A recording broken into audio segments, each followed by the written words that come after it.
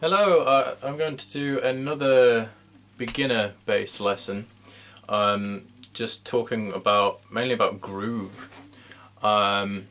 Sticking at kind of a slow tempo, because I mean a lot of grooves are at a slow tempo anyway. I'm going to show you one little exercise and then I'm going to move that on a little bit, putting in some more complicated fills and things into that same groove. Little things that you could do, that you can work on.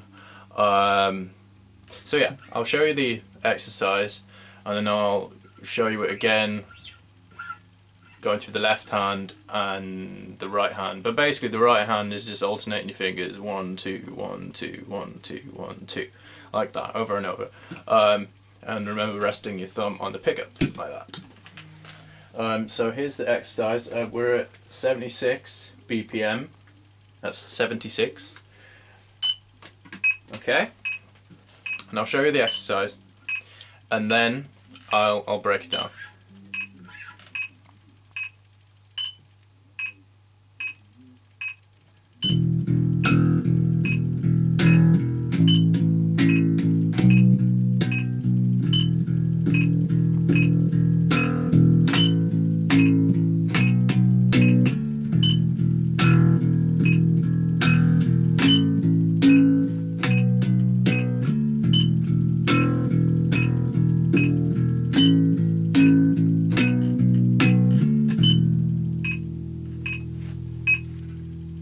Okay,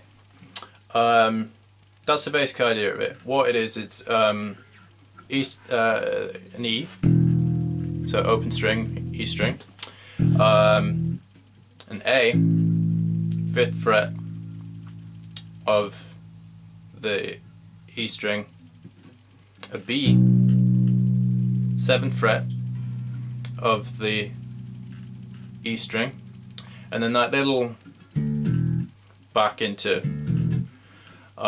is the D, 5th fret on the A string.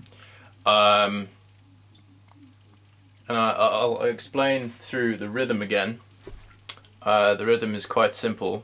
It's just so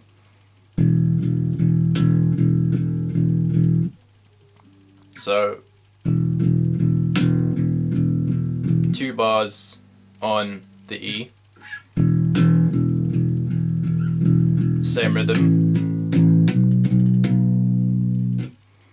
and then we go 1, 2, 3, 4 on the A, 1, 2, 3, 1, 2, 3, 4, so B, B, B, D, so that's 7, 7, 7, 5, 1, 2, 3, 4, 1, 2, 3, 4.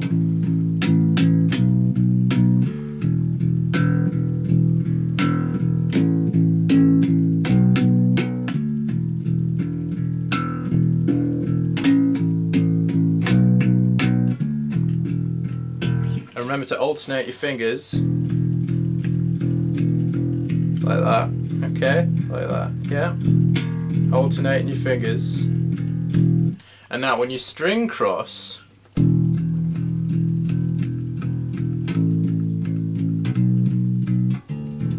you only really need one finger for that, so that you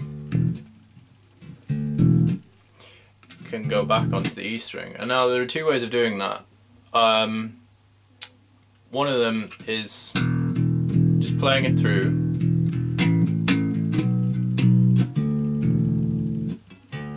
same finger, raking. This is a technique called raking, which I can do a video on raking later, but it's, in a nutshell, it's basically raking your hand like a rake over the strings, hence the term. Dun, dun, dun, dun, dun, dun, dun. But there is one disadvantage with this, especially if you're a beginner, is there's a tendency to let both notes ring, which we don't want. We don't want both notes to ring. We want like a clear definition between each of the notes.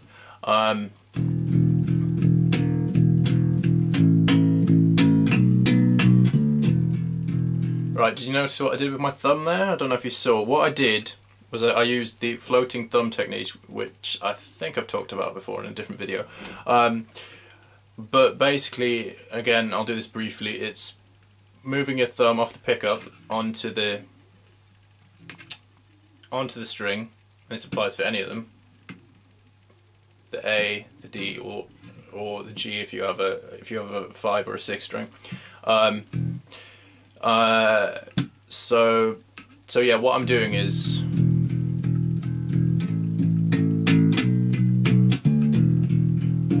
when this finger gets over on the D on the A string, the thumb has already travelled at the same time.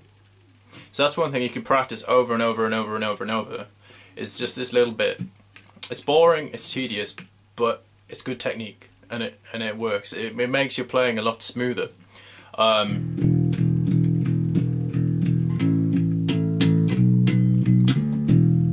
Okay, so that's the basic riff. But one thing you could do is you could add in little bits. So I'll just do this with the metronome, and I will show you it with kind of added little grooves.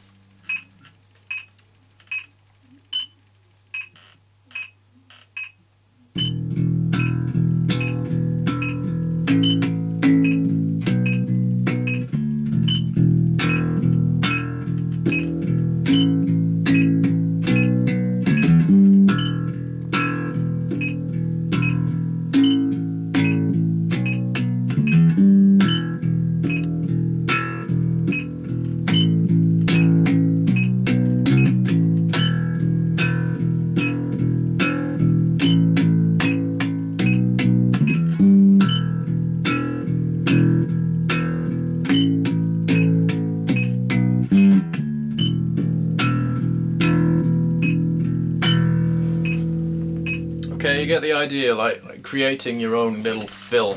Now I always consider fills to match a drum part. Like whenever, say if you're just starting out and you're in a band with a drummer, listen to what the drummer's doing. Listen, if he's putting in a fill, see if you can match that fill with a bass fill. I haven't really got an example of this because I'm using a metronome, not a drum machine. But say for example, if the drummer is doing going like with this exercise.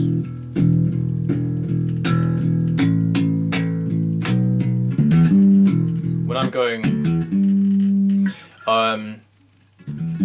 the drummer might be going like a kind of on the toms or something like that.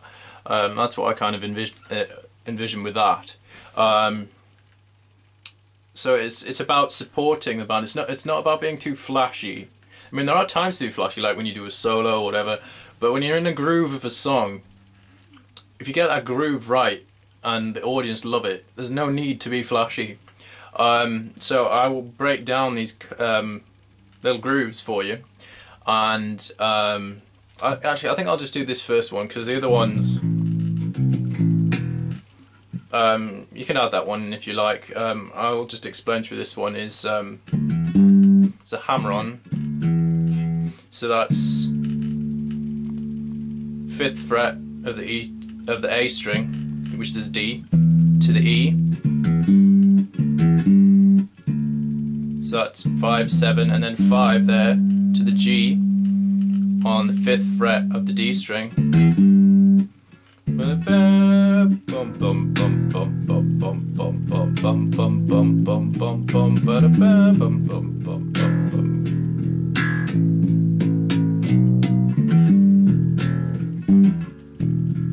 Or if you want, this is a little bit trickier. It's a good exercise to do actually.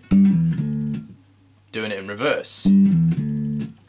So that's G, E, D, so that's 5, 7, 5.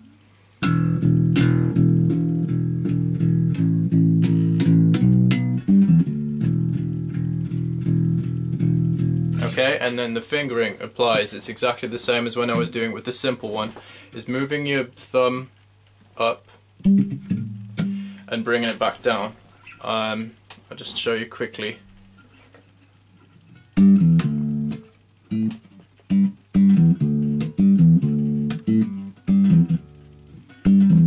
See, I rake,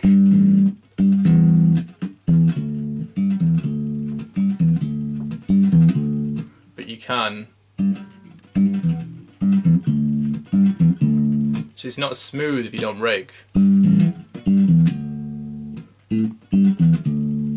Yeah?